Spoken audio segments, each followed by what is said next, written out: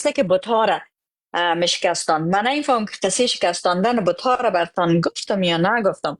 در امی کتابو هم نوشته است که محمد بتای مردم خوب، این همی عقیدهشان است، عقیده از اونا بود.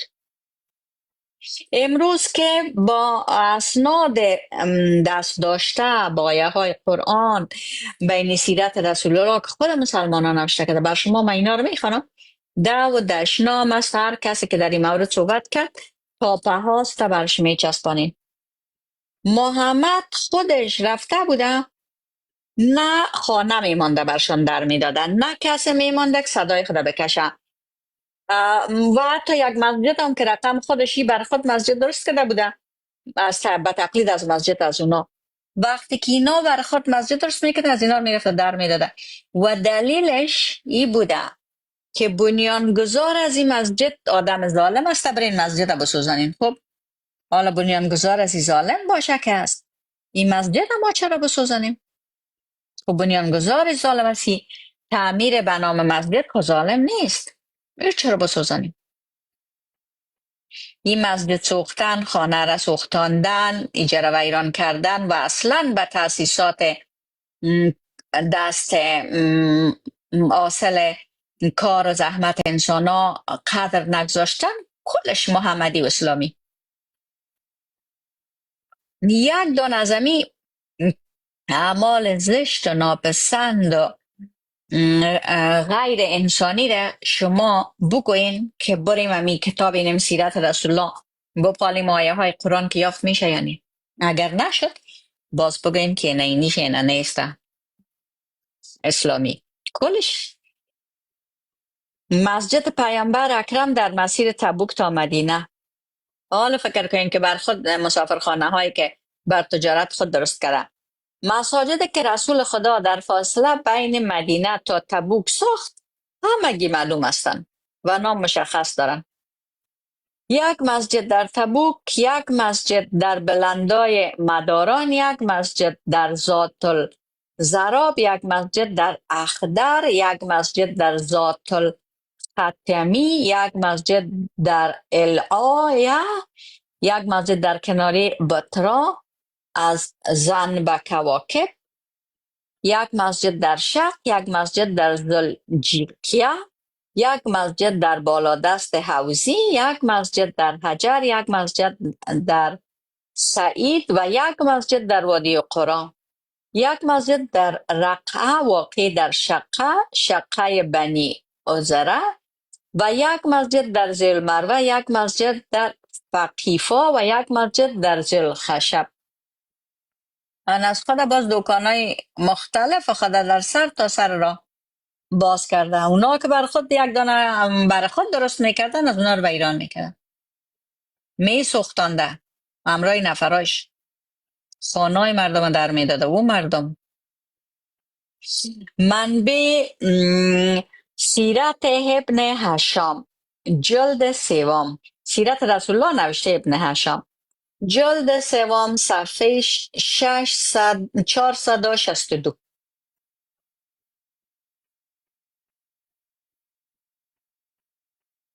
سعی کنین حکایت کعبه.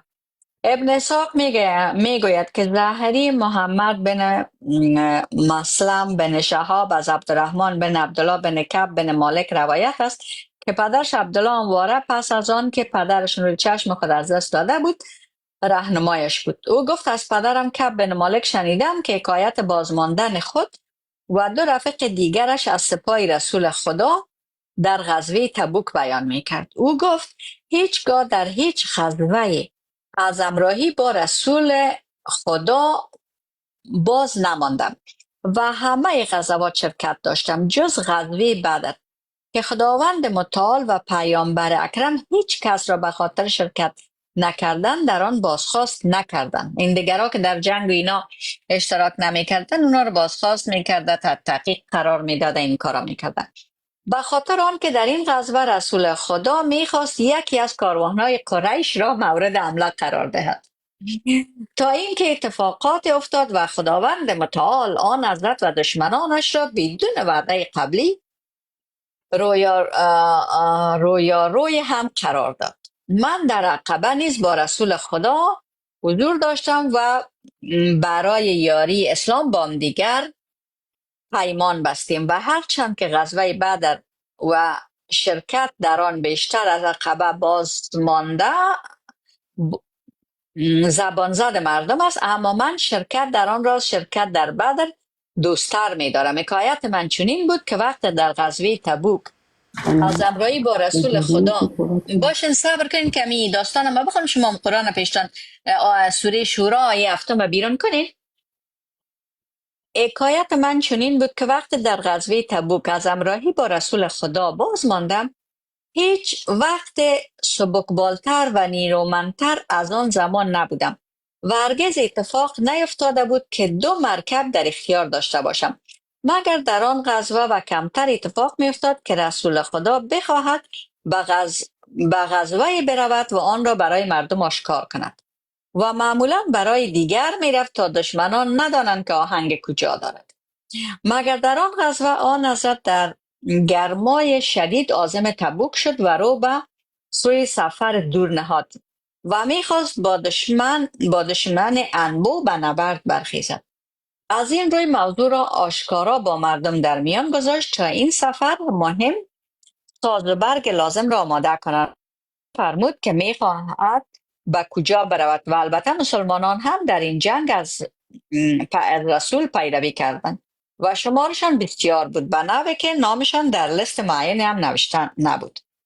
کعب گفت اگر از شمار هم بخواید باشین به این غزوه جای مهمی شما برتان بخوانم.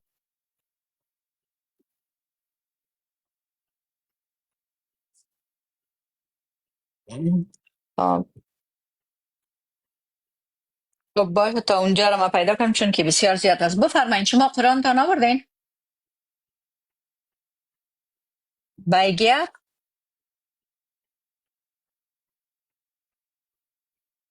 باز چی شدین؟ مایکتان بسته است، اگر قرآن شاید شما بخوانین ما نمیشنیم که مایکتان بسته است. اینا خب بله ما کردیم گناه از ماست، شما نیست گناه. میگم من قرآن تان آوردین؟ شما گوش کنین دیگه. آوردین؟ بله. بفرمایین خیر ببینین بخوانین. بسم الله الرحمن الرحیم. اذا جاء نصر الله والفتح ورأيت الناس يدخلون في دين الله أفواجا فسبح بحمد ربك واستغفره إنه كان توابا. پس پناه به خداوند ببر و استغفر الله کن. صبر کنین من گفتم تان سوره شورا یه هفته بخوانین. خب حالا شما ایزاجا را آوردین، پروان ندارم ایزاجا را کردین. چرا بر از این سوره انتخاب کردین؟ دلیلتان چی است؟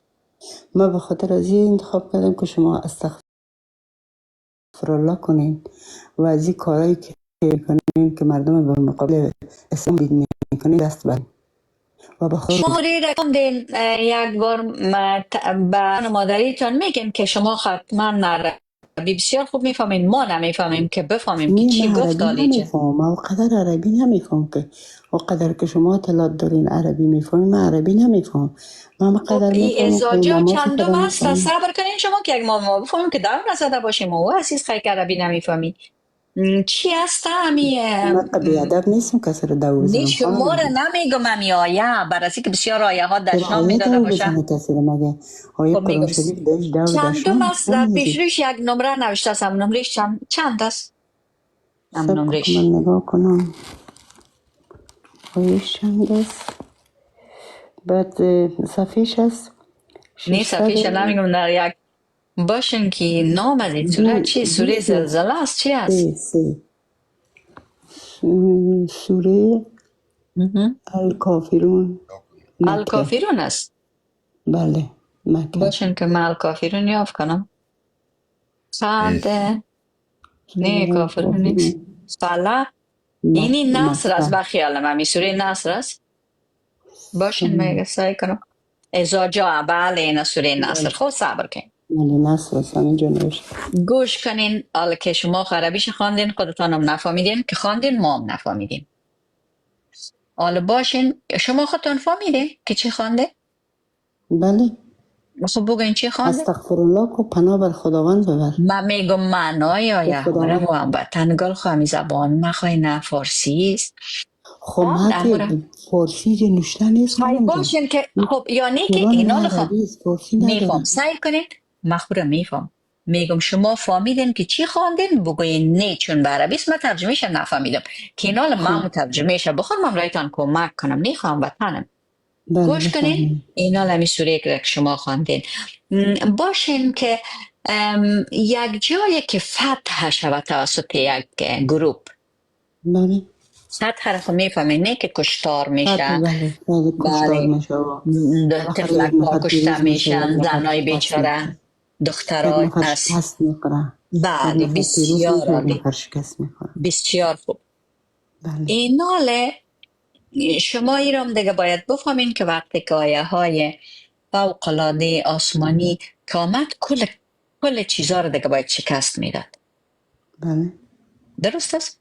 بله خب یعنی ضرورت به فتح دیگه نمیشد خودم و قرآن که به سر هر مغز و هر دل و اینا بفته دیگه باید تو را مجذوب خود کنه نه که از آسمان آمده بله مگر سیل کنین انم سوره که شما خواندین معنایش چیست میگه انگامی که یاری الله و پیروزی فرا رسید بر فتح مکه بر بله مکه را فتح کردن و در اینجا الله یاری کرده یا مکه را فتح کنن خب بله یعنی آیه ها یا که 13 سال روان کرده تأثیر نکرده اون آیه ها بیخی هیچ مفاد نداشته دیگه گفتنی دیگه ای زور کلام مکه زور شمشیر زیاد است برین شمشیر را بگیرین فتح کنین و مردم را ببینی که گروه در دین الله داخل میشه بله خب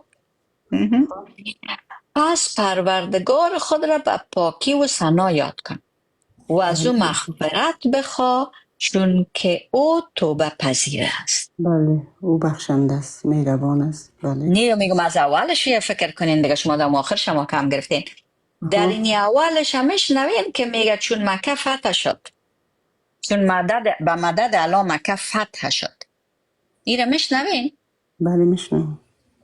خب این حال مرا بگوین که همین دوستم و گلبودین و ربانی و شورای نظار و این طالبان این حالا همین اکل شد خانم عزیز، خانم محترم، این گلبودین و نمیدانم این دیگرها به چه ربط به این آیه قرآن داره؟ خب فتح نکردن جایا را در مگه کشور اونا ما و شما پیغمبر هستن؟ مگه نه باشین اونا مخوی پیغمبر خدایست ماندیم به توبه جای نعوذ شیره بالله. چرا نه کفر اونا را بگه خانم؟ چرا سعی کنین مردم وادار میکنی به کفر گفتن؟ چرا به مردم صبر کنین اونا رو زیر میگم خدا یک بار پیغمبر صبر دور کنین که میکنی خانم بشنین عزیز؟ میگم اونا رو به جایشان بارین که مکس نشن خمیر برتان میگم امینا که فتح کردن قسمت های مختلف مملکت ما رو در اون مورد شما چی میگین نفهمیدم، ببخشید حواسم پرت شد. سعی کنین بله یک نفر قوه صحبت کردن داره نه کسا میکشه نمیزنه هیچ چیز نمیکنه مردم ها صحبت هایش هم میشنون یا مثلا یک آوازخان یک اینی گپانه بله اما این یمی کسای جنگ سالار یا نه کدام تحصیل داشتن نه تعلیم داشتن هیچ کمال نداشتن بله مگر میخواستن خانای مردم هم بگیرن مالال مردم هم بگیرن قدرت هم داشته باشن بله اینا دست به اصلا بردن و اینی گپای نمیبینن که حتی خود ما را مکمل امرای کشور ما یک جای فروختن نه بله نه اینا حالا اینمی کار 13 سال آیت های الان نتوانست 100 نفر مسلمان کنه آل اینمی کار را که جهادی ها کردن امروز به زور الان دست به شمشیر میزنه و در شمشیر زدن کمک میکنه خودت چی فکر میکنی این همین سوره است که خودت آورده بودی به عنوان مثالی جا بله درسته. خب شما نگاه کن، من بر شما چی میگم. در اون زمانی که تو علا گل بدین نمیدم حکمت یاره یا او را که در زبانت جاری میکنی در هر مملکت بالاخره مخالف هست، بی دین هست، نمازخانه هست، بی نماز هست. من میگم که مالا الله و گلبدین هیچ فرق ندارن اینو میگم گل بدین با الله گلبدین هم هیچ کدام کمال نداشت یا ایربانی و کل گروپ از اینا کدام کمال نداشتن به خاطر که هیچ پیشکش نداشتن دست به سلا زدن مردم بیچاره رو جبر. به خاطر که دشمن زیاد داشتن. وقتی که هر کی مملکت دشمن داشت؟ دشمن بیدین زیاد باشن خب بالاخره من نمیفهم، شاید ملت. آقای ننگ محترم من نمیتونم که شاید من نمیتونم خوب من که به حرفای شما واضح هیچ بسازم. خانه نمیشم خانم. نی من شما یک میگم چیزی شما مو بگو، گپ شما من چیز رو دیگه. گوش نمیکن، من نمیگم خانه شوین. من میگم امی چیز را که من میگم مقابل امو یک جواب بوین و نمو محبت هم نمیکن، چیزایی میگن که کلش بسیار چیزای خوب و معلوماتی و فوق شما العاده است. منتها خانم هیچ کدامش جواب سوال من نیست. نگاه کن، شما خانم یک سوالایی میکنین که عجیب و غریب. یک دفعه از شاخه درخت میگی، یک دفعه از ریشه درخت صحبت میکنی، یک دفعه گل بودی خب نمیدونم امی کل اختیاره که بر شما بانیم کسا رو بیگیر میگی. کل من میگم بیگیر که عزیز. تو از امی کل اختیار الله است کن، که خب پناه نصیحت ببر به نکنین. خداوند. من میگم کل اختیار که بر شما بانیم. همین سوره را که خود شما بعد از چقدر انتظار آوردین امیره بگوین که چی گفتالی چی مانایی که خود الا محمد و رفیقایش گفته که شمشیر بگیرین برین مردمای مکه را بکشین، فتح کنین مکه را و ما مین کمکتان میکنم. آیه های مخونه گفتم فایده نکرد، کس گوش نکرد. آل دیگه برین که یارا بکشیم که فتح کنیم. میگم در این مورد خودت چی میگی؟ یا همین سوره رو چی گفته یا نی آوردی خودت؟ من این سوره رو به خاطر از این آوردم که گفته استغفر الله کنین، یعنی توبه کنین که خداوند بخشنده است و مهربان است.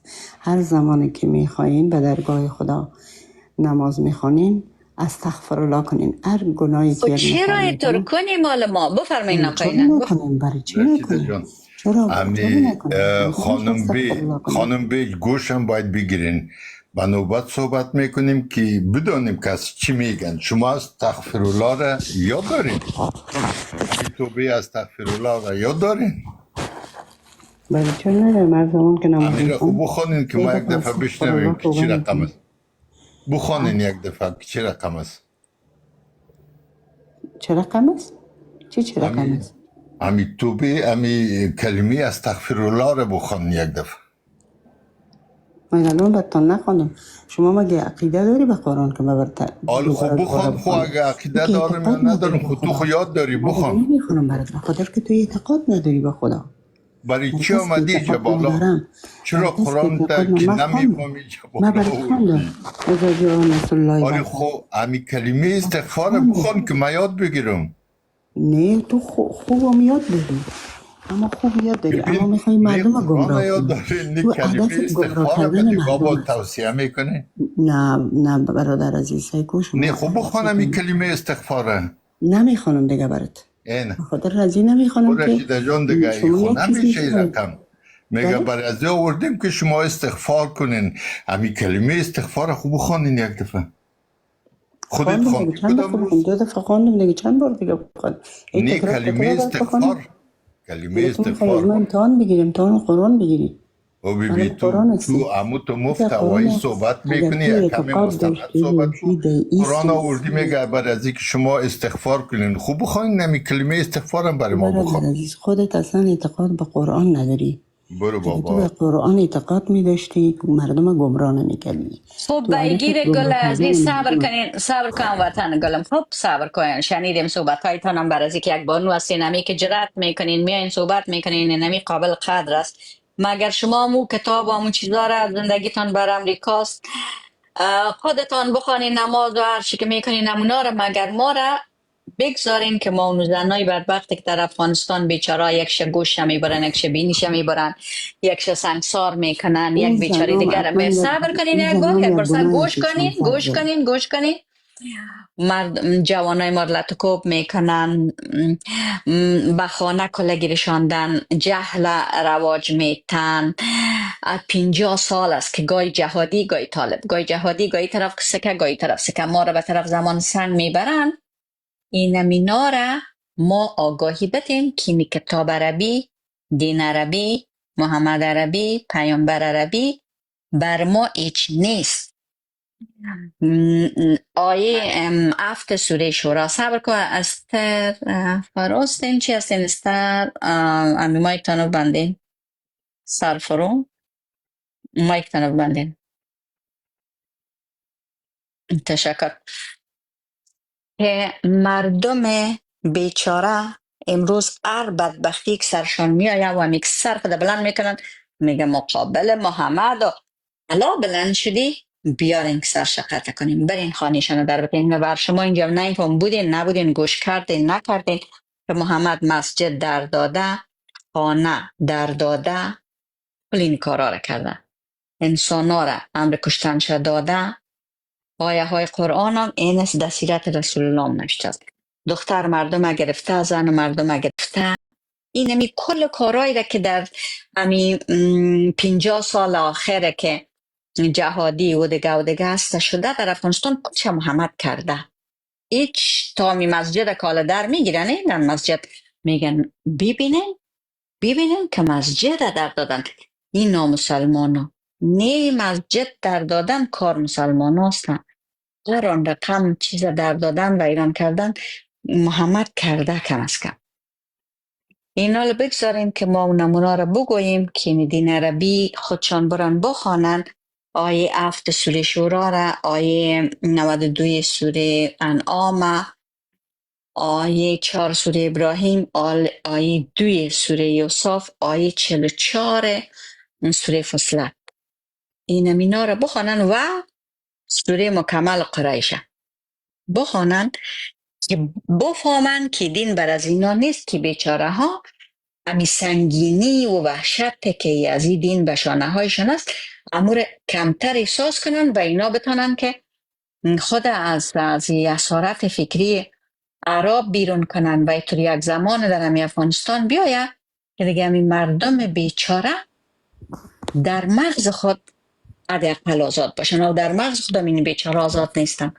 هر دفعه که آلگه تر فکر کنم او خبر میشه ای که در ایشان نایمشیشته هیچی بگویه، ای که در ایشان نایمشیشته هیچی بگویه، ای که در مغز سر مسیح چی بگویه. فکر کنید خب مثلا در هدف شما است که مردم از اسلام به رو برگردانن بیاین به دین کفر. همیست هدفتان. هدف ما ایسته که مردم نکشن، وطن خود در نتن. صبر کنین. چرا در یک آدم عاقل چرا خود در بده؟ تا یک انسان یک کار مملکتتان در دادن بگیر، کشورتان میبینی اونا را که کشور میسوزه یا میگی به ما چی؟ ما خو نیستم اونجا. نه نمیگم به ما چی، ما هر کسی چرا ما که اونا را میگیم که باشین که همی کارا رو نکنن؟ شما این برزد ما بلند شدین خودتان خود در امریکا هستین، خود خو بیغم کردین. خدا بیغم نگیم، اما همیشه در فکر وطن خود هستم. چرا کار دستم بیاد؟ و اینا که ما میخوایم که نمی دست عرب و کشتار و قتل و فقر از کشور خود پس کنیم، خودت نمیمانی. چرا؟ یعنی تو یک نفر تنها میتونی کارو بکنی؟ اینو ببین که من اینقدر کار کردم، این یک چند وقت دگم که دامه بودم بله مردم بسیارش آگاه شدن، هوشیار شدن. باور کنید بسیار انسان ها رو گمراه کردی از راه. خب حالا ما که بگوییم که اینا بفهمن که دین عربی از اونا نیست، چرا گمراهشان بخیده خود؟ چرا اونا گمراهشان؟ حالا اینا که مثلا از این کلمات عربی که خودتون خواندی هیچ نفهمیدینی، اینم اینا از اینمی کلمات عربی بخونن و سرای خود به زمین بانن. اینم یگانه فرقش اینمیست که وقتی که شما فهمیدین این کارا نمیکنین. یعنی چی هستی؟ مثلا شما که مثلا میگی من قرآن نه حالا تو که قرآن خوان نیستی، مثلا تو چی کار کردی؟ چی گل به سرت زدی که اونا نزدن؟ این جواب مرا بده. من نمیگم خودت چی میگی بود هم مثلا سوال مهم مطرح کرده باشن. بسیار خوب چیزی را میخوانی که هیچ نمیفهمی از امو اطاعت میکنی. خب ما رو در آرامی بان. همی زنای بیچاره‌ای که در افغانستان است تحصیل نمیکنن، مکتب نمیخونن، اجازه ندارن براین و خودت خوشحال در امریکا چکر میزنی با مو رقمی که خودت خوش داری. آخه چرا با یک مملکت اسلامی نرفتی؟ خدا میگن در سوره مائده 51 که یهود و نصارا را به حیث دوست تکیگاه خود نگیرین و اگر گرفتین از جمله آنها حساب میشین. شما تفلک های خود به کودکستان رایی میکنین، به مکتب رایی میکنین، خودتان یا کار میکنین و از سود بانک ها استفاده میکنین و از زمین فاحشه خانه هایی که رسما در امریکا رسمیت دارن از او چیز میگیرن، مالیه میگیرن، از اون مالیه شما استفاده میکنین که مارخانه ها که در اونجا وجود دارن از امو مالیه میگیرن و استفاده میکنن و شما حرام الله را برای خود حلال ساختین و شما با امر الله کافر هستین. هر قدر نماز بخونین و قبول نمیشه. بدن تو که خدا یک چیز را حرام ساخته و شما اجازه است من یک سوال از خانم محترم بکنم با عرض احترام به تمام دوستان. اینقدر جسارت 3-4 دفعه آمدین در پروگرام جایم دادیم برای چیزم دادیم، یک چیز را خواندی که خودت نمیفهمی. خودت نمیفهمی. ما از خانم محترم فقط یک خواهش دارم، یک سوال بسیار کوتاه. جناب ننگ صاحب یک سوال کوتاه. شما دلیل بگوین، فکر کنین که ما یک نان مسلم یا غیر مسلمان هستم، یک دلیل بیارین که مرا وادار بسازین که ما بیام به اینجا پیش شما به دینتان بیام. که به دین اسلام برگردین؟ کدام دین دین اسلام گپ سخن میزنن؟ طبعا دیگه خیلی کدام چند دین دارین شما؟ بله من به دین اسلام گپ میزنم. دین اسلام اوست که گناه نمیکنه کسی. نماز خدا اقدر که علمای دین گناه میکنه، مسلمان گناه نمیکنه. مسلمان هیچ وقت گناه نمیکنه. او که مسلمان واقعی باشه. او که مسلمان واقعی نباشه او که جایش خطش جداست. او که مسلمان واقعی هیچ وقت گناه نمیکنه. میگی رامیخو خودت گناه کردی، خلاف امر قرآن به امریکا به یهود و نصارا رفتی. جناب ننگ صاحب تعریف گناه را اگر از خانم محترم بپرسیم که گناه چی را میگه اگر لطف کنید. کافر شده اصلا به امر خدا. چرا کافر شده باشم برادر عزیز؟ من اینجا نماز میخوان، اینجا مردم مسجد میرن نماز میخونن، در مردم کلگی نماز میخونن. چرا بیدین؟ شاید تو خودت بیدین هستی، به اون مملکت هستی، دیگرها بیدین نیستن. حال شما خو خلاف امر الله را قبول داری؟ بله چرا ندارم، شکر الله. چرا امرش قبول نداری؟ مایده 51 خوب بخونید، خوب معنایش نمیفهم دیگه، باز مشکلات است. اونجا گفته که یهود و نصارا دشمنتان هستین، اما یهود و نصارا کلش یکی از دشمنتان است، بزنین بکشین. شما خیلی دیگه در امریکا هستین، بزنین بکشین. جناب خانم بیکر خو از قرآن نافرمانی میکنن نمیجه. کسی رو ناحق میکشن. او رو بخوان میگه دو از وی هیچ وقت دوستتان نمیشه. یهود و نصارا هر دویش که از دیگه بدتر از دوست نمیشه و دشمن است. تا کسی گناه نکنه کسی نمیکشه. که تا کسی گناه نکنه کسی اعدامش نمیکنه.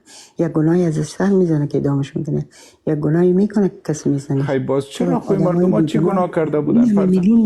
میلیون در امریکا نماز میخوان. با تشکر دیگه بس است. امریکا کس کارش نداره، نماز میره میخوان، عبادت خدا رو میکنه. هیچ امریکا کارش بسیار خوب، خدا قبولش کنه. اموجه از سود فاحشه خانه و قمارخانه استفاده میکنین که حرام الله است و خود بگذارم رایشان اگر صمیمانه برخورد بکنیم بسوز باشه. و این ششم هفتم مرتبه که بیان عین یاسین چیز تکرار میکنن. یک چیز من از خانم محترم میپرسم که بسیار کوتاه اینمی که اگر شما میگن که همه چیز شما میگن صحیح است، دقیق است، تعریف شما از گناه و ثواب چی است؟ گناه چی را میگه؟ گناه نیست که حرامخوار باشی، زنا کنی، دزدی کنی، حق یتیم بخوری، صد بگردی. من اینه گناه میدانم. بله گناه میدانم. به نظر خودم شخصی بسیار قرار ندارم. یه گناه میدانم. یک سلام درود خدمت هم عزیزان میفرستم. نصرت ننگ عزیز و دوستای ننگ. آقای فقیری عزیزی که رمی صبر کنیم که نوبت تا نیست همی عزیزای دیگه. من بسیار گستاخی کردم. خواهش میکنم صبر کنین. بارک گرامی نوبت از شماست. بگیر گرامی شما فکر کنین در مورد این صحبت هایتان باز حتما گپ بزنین. آقای بارک شما خوش آمدین، بفرمایین. السلام علیکم. خدا کنه که همه شما جور باشین، زنده باشین. شما صحت دارین؟ الحمدلله فضل خداست. خدا کنه که شما همگیتون جور باشین. بله خوش آمدین. حتما از آغاز شنیدین که آیه های قرآن میگه دین عربی بله بر ما هیچ نیست، بر عربای مکه است و چهار طرفش. نظر شما قبول میکنین، رد میکنین، چی میکنین؟ بله درباره موضوع میشنیدیم بگه از همه اولتر دیگه. من شاید اگر غلط نباشم اینجا مثل خودتان و آقای نصرت ننگ و زین الدین یا به نظر من ایتیست میرسین به خیالم. وطن گل ما رو چی میکنین؟ من میگم این نخوام در اینی کتاب اینی گپ خب من نوشته است. میگم دیگه. آل خوامی که نمی صحبته. شما قرآن بله. باشین، نه اول ایره باید پرسانتان کنم، ببخشین. ام. قرآن قبول دارین؟ بله ها شکر. خب چه قالی. و تمام الفاظش قبول دارین یا میگین نه بعضش تمام قبول شد میکنیم تمام شد بعضش تمام نمی؟ شد. خب نه تمام اینا شد تمام شد. خب شما محترم حتما دیگه یک قرآن دارین پیشتان کال یگان آیه رو بگویم شما بخوانین. بله بله الحمدلله چرا نه بفرمایید بسیار شما دوسته که این بفرمایید. چقدر هم وطن خوب ما رو یافتیم. آیه 7 سوره شورا رو بیرون میکنین. شما قرائت کنین ترجمهش بخونین سر گپ شما خب باور یعنی کردم من شما میگم دکتر که خونم میگین شما که را نه من را بخوانین. خب من خو خوانده خب من خو میفهمم. میگم شما اگر بخوانین که شما بگوین که چی میخوانین. خوش شما بخونین مشکل نیست که من اینجا یعنی من میخونم. میگم که مسلمانای عزیز از این ترس وحشت که شما از این کتاب دارین. آقای برک امی وحشت شما ناشی از چی است از این کتاب؟ نه خدا نخواسته ما وحشت نداریم خانم. اگر چی نداشته وحشت باشین خب داشته برین باشیم؟ امیال بیارین شما یک دانه بخوانین امیایه ها را که میگیم ثابت کنین دیگه. سوره خب نمیشه که به زبان الشورا بگوین. آیات چندم؟ الشورا نیست شام شورای تناسته که در شعرا نرین آیه 7 میشه. سوره الشورا آیه هفتم.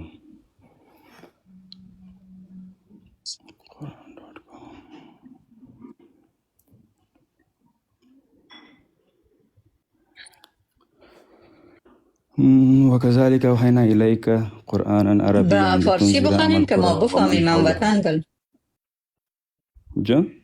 به فارسی بخواین که ما بفهمیم. اگر نخواین 1500 سال است که به عربی میخوانیم نه این فایمال به فارسی بخواین. خدا فارسی خود ترجمه چه خیاد ندارم ما انگلیسی so we have revealed to you a Quran in Arabic so you may warn the mother of cities and everyone around it and warn of the day of the gathering and which there is no doubt when a group will be in paradise and another in the blaze. عربی را میفهمین؟ عربی را کم تو میفهم که اینجا پس شما گفته که ما آلا که سر شما قرآن نازل کردیم به زبان عربی. سعی کنین ایگو نگفته گوش کنین. امو انگلیشش خب بسیار واضح بوده میلازه کنده نه میگه و واضح این است. چونین سعی کنین این چونین قرآن عربی همین قرآن مکمل به عربی است نه بر تو وحی کردیم. قرآن بر کی وحی کرده؟ بر پیامبر اسلام. میگه و این قرآن بر تو وحی کردیم. چرا میگه بر تو وحی کردیم و به عربی وحی کردیم؟ چرا؟ تا مردم ام القرى داخل قوس مکی مکرمه و کسان را که در اطراف آن هستند بترسانی. تا که میگه مردم های مکه را که عرب هستن و اون کسایی که در اطرافش هستن اونا هم عرب هستن اونا را بترسانی از روز قیامت، از روز جمع شدن که در این روز شک نیست. همین شک هم خود گوینده قرآن شک نداره دیگه. مردم خود خبر نیست از خود میگه که در او شک نیست که اونا یک تعداد از اون بترسانیشن که یک تعداد در بهشت می باشن و یک تعداد در دوزخ. بالکل. بله اینا نمی آیه چی میگه؟ خب آیه این معلوم دار است که میگه ما قرآن شریف نازل کردیم به زبان عربی و به شما میتونید که بر مثال بر مردم ها پیغام برسانید. کسی عمل کرد خوب ترتیبانه میره به جنت، کسی نکرد به دوزخ میره. دیگه چی مشکله؟ شما چی گفتنی دارین دیگه؟ سعی کنین هم وطن گلم چطور به ذوق خود صبر کنین که به ذوق خود اینا میبینن. سعی کنین قرآن خوب شریف باشین به ذوق بر خود شما که فشار نبینن. نه، قرآن خود بر سر شما فشار نارده که باید 100% قبول کنه. کسی قبول نیا میکنه قای قبول بارک کنه، نمیکنه موضوع دلش خویی نیست. موضوع به خاطر ما نیست هم وطن. موضوع به خاطر ما نیست. موضوع به خاطر هم وطنان ماست که به خاطر اینمی کتاب عربی حاضر هستن که وطن و خانه و فامیل و کل خود فدا کنن و کردن. و مردم ما در بدبختترین شرایط بسر میرن به خاطر این کتاب عربی. 100 سال است که این کتاب عربی و گفتارش در کشور ما به خطر است. و مردم ما خود مکلف و موظف میدانن که هیچ کسی کتاب دیگه خوش نداره، اونو مردم بدبخت ما باید نگاه کنن. و آل ما نه الحمدلله هر راز کس خوش تو داره، خوش کسی که نداره. مسلمان یک بار صبر کنین. باشه. بیگیر عزیز مداخله دیگه نکنین، نه دیگه مداخله نکنین، سعی کنین. اینی آیه ایگونه میگه قرآن که به عربی بر تو پیامبر اسلام که خودت هم عرب هستی روان کردیم، به علت عزیز که تو بری مردم مکه را که قوم خودت از به زبان خودت صحبت میکنه و اونو کسای دیگه کسایی را که در اطراف از امو هستن اینمینا را تو بترسانی. سعی کنین اینی سوره قریش هم گوش کنین دیگه، اگر برتان واضح نشه او سوره اتر گفت نه یعنی آیه ایجا در سوره قریش میگه که قرآن برای چی روان کردیم. فکر کو برای الفت دادن قریش. حالا من نمیفهم که ما مردم قریش هستیم. برای الفت دادن قریش و زبان ما عربی است و الفت آنها در سفرهای زمستانی و تابستانی به شام. حالا من نمیفهم که مردم ما به سفر تابستانی و زمستانی به شام میرفتن، عرب هستن، قریش هستن، زبانشان عربی است. پس باید صاحب این خانه را عبادت کنید. خب او خانگاه کم در کشور ما نیست. خانگاه کم هم خانگاه که سیاه که امروز هم هست مکه. اینی خانه میگه صاحب داره. سعی کنید قبله مسلمان است، قبله مسلمان است. اما اینجا میگه سعی کنید هم وطنی آیه رو بشنوید. نیک چی از شما چی فکر میکنید؟ اینجا میگه که اینمی خانگاه صاحب داره، اونو را عبادت کنید. و بله عبادت الله را کنید. قبله کعبه یک قبله است که ما همگی ما یک دایرکشن است. دایرکشن که کلگی ما طرف هم یک دایرکشن مثال استاد باشیم نماز بخوانیم. دیگه کعبه خداوند در قرآن شریف فرموده که یک انسان یک مسلمان واقعی از امی کعبه کده شرفتر است و با ایمانتر است. یعنی کعبه یک سنگیست و مشکل نداره. او قبله ما دایرکشن ماست.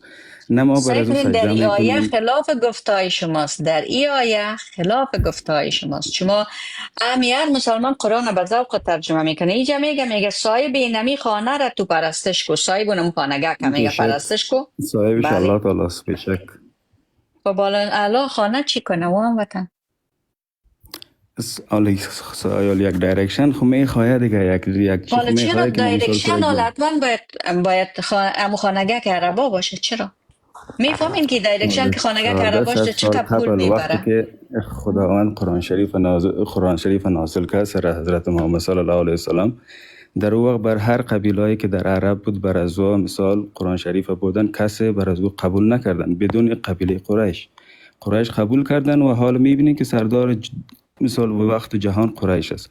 اگر ما شما ببینیم در تاریخ جهان یک دفعه قبل از اسلام مثال 1400 سال پیش قبل از قرآن هم ببینین که تورات بود، زبور بود، مثال انجیل.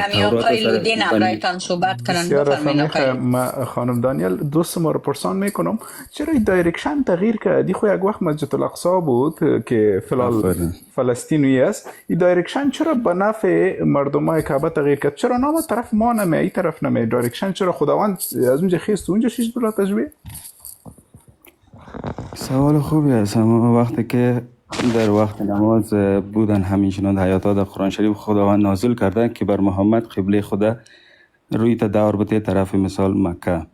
وقتی که روی نماز میخواند یا فکرش که تو خدا بود. شما جناب بارک صاحب همراه ما گپ میزنین، شما درایوری هم میتونین یا کار دیگه هم میتونین؟ مشکل است که یک انسان در یک جای فکرش باشه و کار دیگه هم باز دایرکت بواشه. خب نماز زور خراب قربان شما وحی نازل شدن باز تنها سر انبیا می شدن دیگه. وقت نماز ما میگیم که نماز معنایش چیست؟ نماز معنای همیست که صحبت میکنی همراه الله سبحانه و تعالی. کسی که با ایمان باشه او میفهمه، کسی که نباشه برای او بسیار جالب است که میگه والا 5 وقت تو بیدار میشی و نماز می. اما کسی که با ایمان باشه و برای او باز او میفهمه که قدر نماز چیست. قبله چطور تغییر کرد؟ اینمی چه قسم یک شفر آمد؟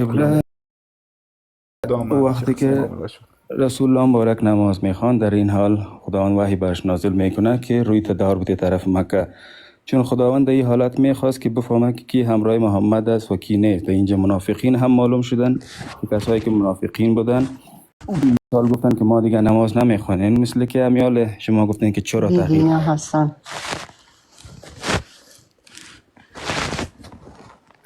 امکانش هست آقای ولی که یک دعا بکنیم که همو بیا کود سنگی بیا سرچاوک بیا؟ نه دیگه او هم وقت چی که حکم الله بود دیگه. در او وقت نه شما بودین نه ما بودم، اما شکرانه قرآن است، آیات ها هست. اگر شما در قرآن مشکل دارین، خب ما پیشتر براتون گفتم که مثال شما کدام دین پیروی میکنین. اگر عیسویستی خب بگو که عیسویستی، باز ما شما کمپیر میکنیم، کمپیراتیو انالیزیس میکنیم که کی به حق است کی نیست. یک لحظه خب برای ما بتین، ما با قرآن مشکل نداریم، قرآن با مردم مشکل دارن به هر صورت. اما چرا از بیت المقدس آن وقت به طرف مکه که یک بتخانه بود امیر دور داد و با 6 سال باقی مانده به بوتا سجده میکردن؟ خب اگر شما تاریخ از ما که در خوبتر بفهمید، امر خدا بود؟ به شک امر الله بود. بدون امر الله چرا با بتها او خو بسیار بسیار چیز بتها را به حیث شریک خود به هیچ وجه قبول نمیکنن؟ چرا بود طرف دور داد؟ باز چرا امو خانه را انتخاب کرد که پیش از این بتخانه بود؟ بسیار جالب است، بسیار. خب اگر نام خدا شما علمتون زیاد هست که میگه بتخانه بود، امی یک سوال است که امی کعبه را که اول تعمیر کرد، کی تعمیر کرد؟ نه کی تعمیر کرد؟ کی جور کرد؟ آیا که روز جور کرد داخل از او بتها بود یا نبود؟ آقای ننگ بارک جان امیر خوب بگو، امی بتها در داخلش بود؟ 360 بود در اطرافش و 5 بود. یک دفعه خوب گوش بگی، 5 بت هم در داخل کعبه بود که الله بود، لات منات و عزا. همین خب باید بگویی که چرا او را از بیت المقدس به طرف مکه که بتخانه بود دور داد؟ حکمت در اینجا چی بود؟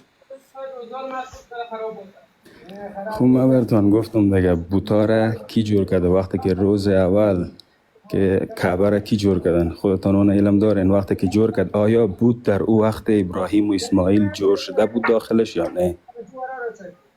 بعد از او که مثال کافرها داخل از او بت پرستی را شروع کردن، شما او را میگن قبل از که مثال اسماعیل عزیز شما این ماهده کعبه که صورت گرفته، ماهده کعبه صورت گرفته، این اینجاست. ببینین که وار گفته شما دینتان حدودات تعیین شد که شما دین خود عبادت بکنین، ما از خود باز بعدن باز پس بودا کشیده میشه. شما یک دفعه دقیق تر میره، شاید اگر اشتباه نگویم یک دقیق شما ببینین یک ماهده بود که بین مردم ابو جهل یا صورت گرفته، یک وعده بود که بازی به قوت رسیدن و باز یک ماهده دیگه صورت گرفت که بیادر این دین اقسم میکنم سیستم عایداتی شما حقوق خود بگیرین، امتیازات خود کسایی که بذارین ما از خود میگیریم.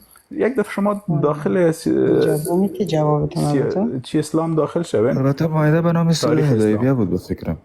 شما در تاریخ اسلام داخل بشین باز میفهمین که اینجا چقدر هنوز خطرناکتر بود، از خاطری که او با بانه حج آمده بود، میخواستن مکه را فتح کنن. باز مکه ها قریش رایش گرفتن، در اوجه اونا ترسم گرفتن. باز امو بود که دمو قرارداد حدیبیه سهیل بن عمرو نماینده قریش بود، با حضرت محمد مصطفی اموجه مناقشه کرد و علی کاتب امی قرارداد بود که قرارداد نوشته میکرد. گفت که بسم الله الرحمن الرحیم. سهیل بن عمرو گفت که امی رحمان کیسته؟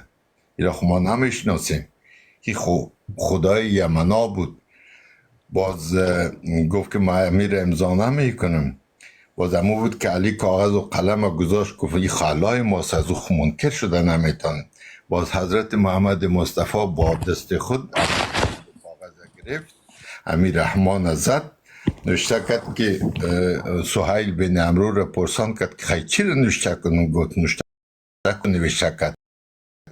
دموجه بود که عمر بسیار عصبی شد که از خدا چرا این کار کرد که خو نمیشه این رقم. خب بازم صبر کرد، در آخرش نوشته کرد که قرارداد که خلاص شد، در آخرش نوشته کرد که قرارداد بین محمد رسول الله و سهیل بن عمرو. سهیل بن عمرو گفت امیرم قبول ندارم، اگر ما رسالتش قبول داشتیم خب مشکل نداشتیم دیگه. گفت خیلی نیگ حال دیگه نوشته نمی کنم. یک دفعه از موجودی از نام خدا این کار کردیم و حال از نبوتم این کار کنیم، چی میمونه به ما؟ باز حضرت محمد مصطفی امو را گرفت، نوشته کرد. گفت خیلی چی را نوشته کنم؟ سهیل بن عمرو را گفت نوشته که محمد ابن عبدالله ابن عبدالمطلب امو را نوشته کرد. قرارداد بسته شد رفت. و بعد از او یک بسیار یک حالت بسیار بحرانی به وجود آمد که هیچ کس اما امر حضرت محمد قبول نکردن، کلشان یک طرف رفتن و حضرت عمر حتی پیش قبض خود کشید کوره بکشه. گفت یک دفعه گفتی که ما چیز هستیم با فتح مکه میریم و کلید در جیب ماست، ما خو دیدیم و بازیجا آمدی با سهیل بن عمرو ششتی ایره در تبری بسیار خوب قصه کرده، اگر خواسته باشه نموره بخوانید. یک مفسر قرآن و اولین تاریخدان اسلام است، قربان چون معلومات ها خود از خود نمیاین.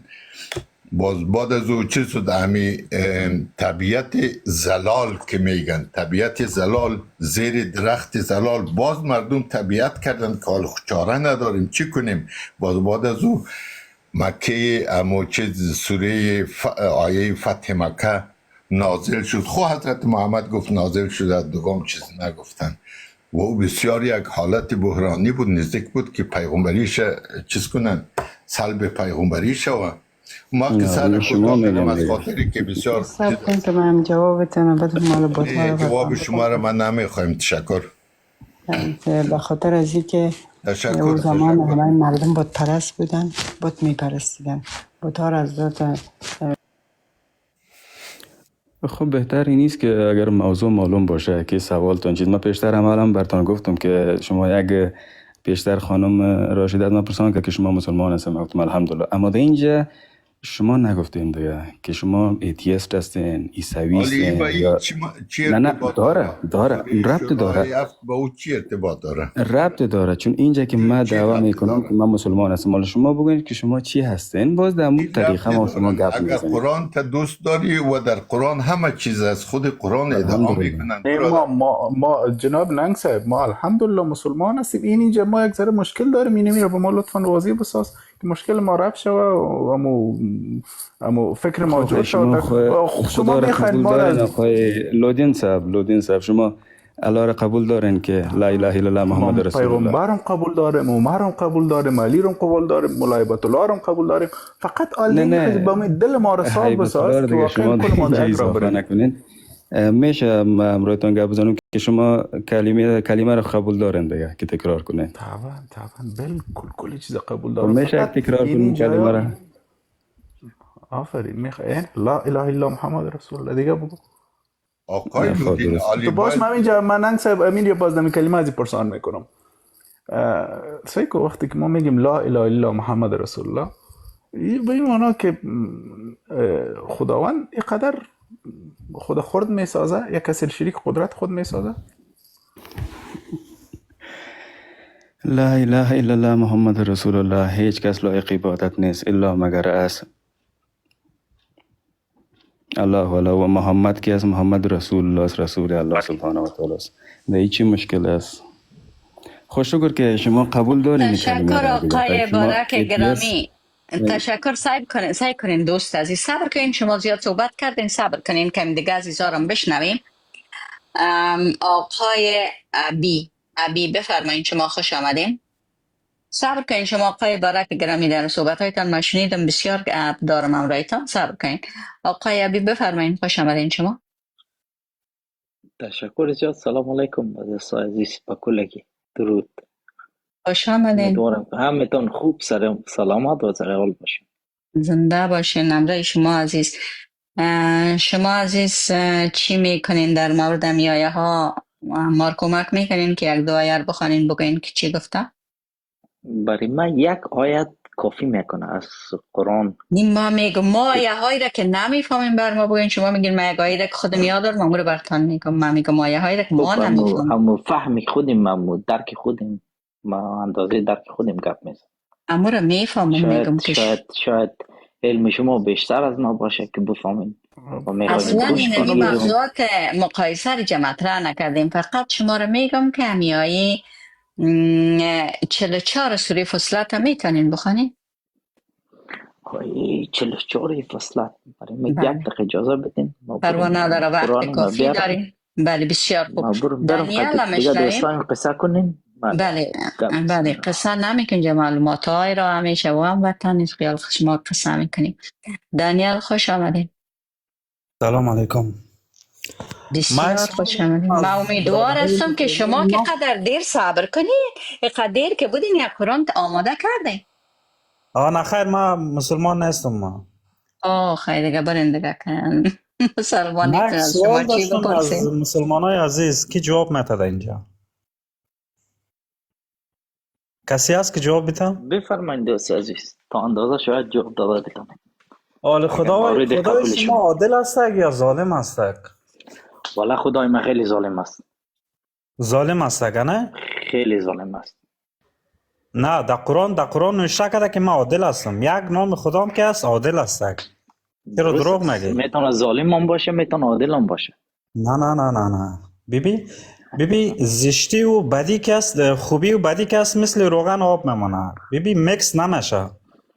همیشه روغن دیال گرامی، حالا خب موضوع ما آیه های عربی به زبان عربی توسط پیامبر عربی بر مردم عرب هستند. اینا شما در این مورد صحبت کنین که امی قدر کوشش کردین تا بال میفهمین یک کموطن ما امی ملاحر از غرفهای دیجیتال بیرون نتونستن امروی چادرهای عربیشان که بیاین بگوین که چرا امینایی که عربی میفهمیدن، نه گویا ماها که نمیفهمیدیم مردم ما، حالا امینایی که میفهمیدن چرا قدر وقتا امی به مردم نگفتن پیام الله حداقل. بله متوجه هستم. 1400 سال گذشته تا